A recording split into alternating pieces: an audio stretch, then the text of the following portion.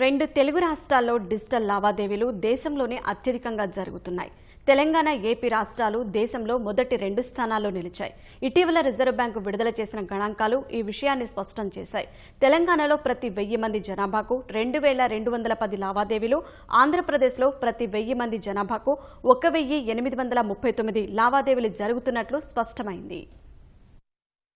నోట్ల రద్దుతో ఏర్పడిన నగదు కొరత కారణంగా ప్రజలు డిజిటల్ లావాదేవీల వైపు మొగ్గు చూపారు. 2016 నవంబర్ 8న నోట్లు రద్దుతో ప్రత్యామ్నాయం లేక తప్పనిసరి అయితేనే నగదు లావాదేవీలు చేసేవారు. గ్రామీణ ప్రాంతాల్లో తప్పితే పట్టణ నగరవాసుల్లో 90% పైగా ప్రజలు డిజిటల్ లావాదేవీలపైనే ఆధారపడ్డారు. క్రెడిట్, డెబిట్ కార్డులతోనే సింహభాగం లావాదేవీలు జరుగుతూ వచ్చాయి. ఇతర చెల్లింపు విధానాలు అందుబాటులో ఉన్నప్పటికీ ప్రజలకు పెద్దగా తెలిసేవి కావు. త్వరితగతిన కొత్త నోట్లు ముద్రణ జరగడం, నగదు సరిపడినంత అందుబాటులోకి రావడం, డిజిటల్ లావాదేవీలపై వ్యాపారులు ఇష్టానుసారంగా రుసుములు విధించడం తదితర కారణాలతో డిజిటల్ లావాదేవీలు క్రమంగా తగ్గుముఖం పట్టాయి. అప్పట్లో దుకాణాలకు వెళ్లి డిజిటల్ లావాదేవీలు అనగానే 2 నుంచి 3% అదనంగా చెల్లించాల్సి ఉంటుందని వ్యాపార, వాణిజ్య సంస్థలు బాహాటంగా స్పష్టం చేసేవి. దీంతో డిజిటల్ లావాదేవీలు చేయడం క్రమంగా తగ్గుతూ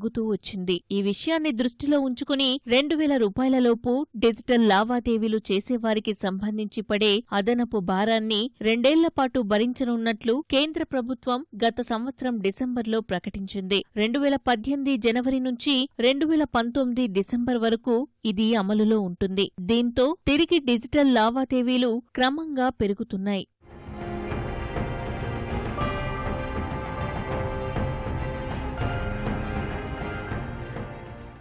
దేశవ్యాప్తంగా 2017 డిసెంబర్ నెలలో 1,06,00,000 డిజిటల్ లావాదేవీలు జరగ్గా జనవరిలో ఆ సంఖ్య 1,10,00,000కు చేరినట్లు ఆర్బీఐ లెక్కలు వెల్లడించాయి. అంటే 4.73% లావాదేవీలు పెరిగాయి. ఈ ఏడాది మార్చి నాటికి దేశవ్యాప్తంగా 26 కోట్ల డిజిటల్ లావాదేవీలు జరగాలని లక్ష్యంగా నిర్దేశించి ఉండడంతో కేంద్రం చేసిన ప్రకటన ప్రభావంతో లక్ష్యాన్ని చేరుకునే అవకాశం ఉందని అధికారులు అభిప్రాయపడుతున్నారు.